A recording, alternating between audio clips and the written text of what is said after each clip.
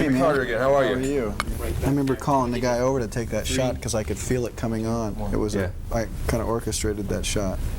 It's fun. Have you worked any since Untouchable? Everybody ready? Ready? Well, this is the Kevin Costner summer, and his second movie of 1987 is No Way Out. And it is a very good movie, and it's very different from all your other roles, and you're on a roll now. You're a GI in this one, and we're not going to give away the plot because this is a movie about top secrets and secrets, so we don't want to cheat and tell anybody what it's about. But can you give us a little glimpse of what the character is about? Who is this guy? Well, he is a guy with a lot of secrets. He's somebody you wouldn't mind having a drink with. I think he's a good guy, but he gets involved with a woman, and it's very steamy, and it's set against the backdrop of the Pentagon, and a lot of high-level intrigue, and it's just a movie that I like because it's one that's very unpredictable, and you don't know where it's going to go, and you see power at play in a very theatrical way that's easy to understand.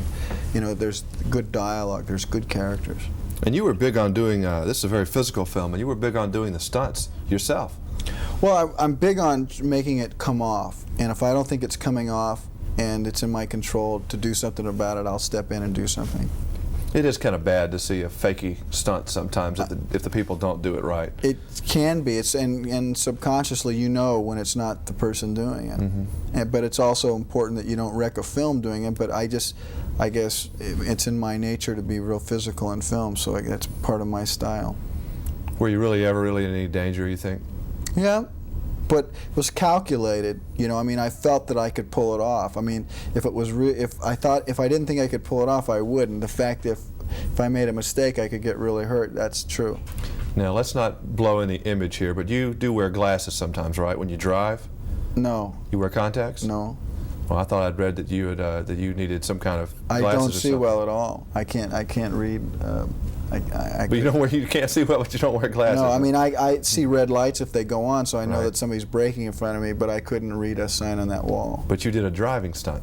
Well, I did. Let me make a note here. Do not drive on street with Kevin Costner. That's right. No, I don't see well at all. Well, that was interesting. Yeah, it was. It was a blur, you know. Okay. It was a blur. The insurance people probably. I kept driving thinking, hey, this is make believe, and everybody was just frightened after it. We don't need to talk about your past because we've done that before, but looking back when the story is told, I guess it's going to be Silverado that gets the credit for turning the career on, won't it? I think that it probably will. I think it will actually be Big Chill and Silverado. But Silverado in that these directors, not so much the people, but the directors saw something. Right. I think the directors and the people, because I've never really done a lot of publicity, and I think that people responded a lot to that role. And I think then in retrospect, there'll be little films like Testament. Like I didn't realize he'd done Testament. I mean, you know, I have a thing about movies. I like to be in good movies. Untouchables. What effect has it had, personally or professionally, on you? Have you seen? I'm sure you've had to have seen. People know who you are for sure now. Yeah, I haven't noticed anything discernible though, really, because I still carry myself the same way. I still do the same things. I'm still looking for the next role in my mind that I think is good. You know, I move past my movies. I don't dwell on them. I don't think about them unless somebody brings them up. I guess I'm lucky that way because I don't think about them. But you're certainly pleased with the success, obviously. I am pleased. I think it's good that a movie, because there was a lot of people didn't think that movie would do well. There was a lot of people ready to slam it, and it didn't. It rose above it. That's very true. So where are you going to go after this? You've had a little break from filmmaking, from really a hard couple of movies in a row. You have any idea what you're going to do? I do have some ideas. I know what I'm going to be doing in this winter, and then throughout the next summer, be working with Kasdan again. Be doing a movie called Revenge, based on a short story from Jim Harrison, and I'm developing a movie about Indians, another kind of Western. As far as the fall goes, this fall, I haven't said yes or no to a picture.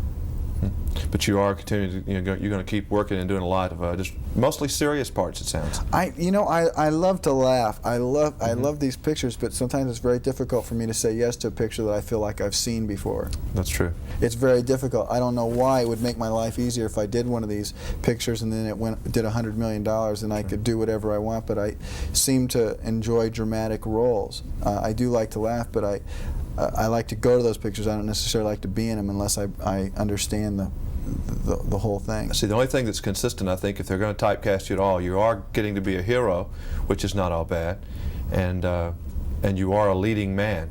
I don't know if you're comfortable with that or not, being a leading man, but you are a leading man now. Thank you. Well, I've been called other things. That's good. Well, good luck to you. This is another fine film. Thank you. Thank you. All righty. See, now I don't have to tell you about who Kevin Costner